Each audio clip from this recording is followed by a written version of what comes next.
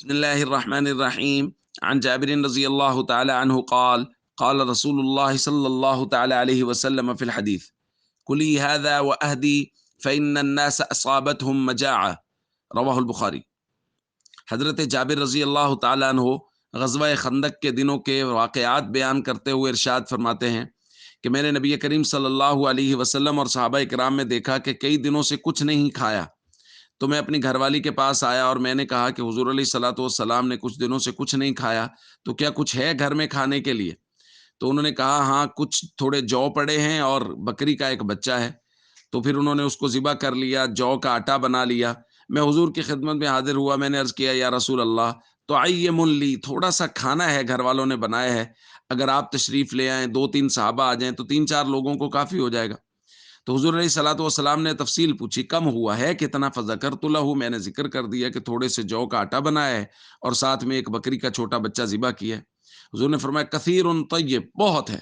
پھر حضور علیہ الصلوۃ والسلام نے مجھے کچھ ہدایات دی میری گھر والی کے لیے کہ جی اس سے ہنڈیا سے کپڑا نہیں اتارنا اور روٹیوں کو ایک جگہ اکٹھے رکھنا ہے۔ پھر حضور نے مہاجرین و انصار سب کو دعوت دی کہ آ جاؤ، جابر کے گھر میں دعوت ہے۔ تو کہتے ہیں میں بھاگا بھاگا اپنی گھر والی کے پاس گیا، میں نے کہا حضور تو سب کو لے کے آ رہے ہیں۔ تو انہوں نے کہا حضور نے آپ سے تفصیل پوچھ لی تھی؟ میں نے کہا بالکل، میں نے بتا دی تھی کہ اتنا سا کھانا ہے۔ انہوں نے کہا بس ٹھیک ہے، اگر اللہ کے نبی صلی اللہ علیہ وسلم تشریف لا رہے ہیں تو وہ زیادہ بہتر جانتے ہیں۔ تو فرماتے ہیں کہ حضور علیہ الصلوۃ والسلام تشریف لائے اور حضور نے صحابہ سے کہا ادخلوا ولا تزاغتوا، گھر میں داخل ہو جاؤ لیکن ازدحام، رش نہیں کرنا، تھوڑے تھوڑے لوگ داخل ہو۔ پھر حضور علیہ الصلوۃ والسلام نے اپنے دستے مبارک سے کھانا تقسیم کرنا شروع کیا۔ حضرت جابر فرماتے ہیں وہ کھانا جو ہم نے 4-5 لوگوں کے لیے تیار کیا تھا، سینکڑوں لوگوں نے نبی پاک صلی اللہ علیہ وسلم کے ہاتھ کی برکت سے وہ کھانا کھایا۔ حتیٰ شبعوا، وہ لوگ سیر ہو گئے، وبقیہ بقیہ، اس کے باوجود بھی کھانا بچ گیا۔ حضور علیہ الصلوۃ والسلام نے وہ کھانا میری گھر والی کو دیا، فرمایا کلی ھذا، اس کو خود کھائیے، واہدی، اور اس کو لوگوں کو ہدیہ بھیج دیجئے، فإن الناس اصابتهم مجاعہ، چونکہ حالات یہ ہیں کہ لوگوں میں فقر و فاقہ بہت ہے۔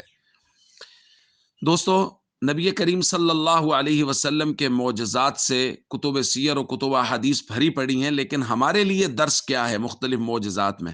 آپ اس معجزہ میں غور کیجئے۔ حضور علیہ الصلوۃ والسلام کے بابرکت ہاتھوں سے وہ کھانا جو 5 لوگوں کے لیے بنا تھا، وہ سینکڑوں لوگوں کے لیے کافی ہو گیا، پھر بھی بچ گیا۔ یہاں سبق یہ ہے کہ حضور نے حضرت جابر رضی اللہ تعالیٰ عنہ کی گھر والی سے یہ نہیں کہا یہ کھانا لے لو، شام کو کھا لینا، کل پرسوں تک کافی ہو جائے گا، نہیں۔ حضور نے فرمایا یہ کھانا لے لو، خود کھاؤ اور اس کو لوگوں کے گھروں میں بھیج دو، چونکہ اب لوگوں کو فقر و فاقہ پہنچا، لوگوں کے گھر میں گزارا نہیں ہو رہا۔ تو اس لیے ہم سب کو چاہیے ہم کوشش کریں لوگوں کی ضروریات کا خیال کریں، اپنے تقاضوں کو، اپنی ضروریات کو کم کریں اور کوشش کریں کہ لوگوں کی ضروریات کا خیال ہو۔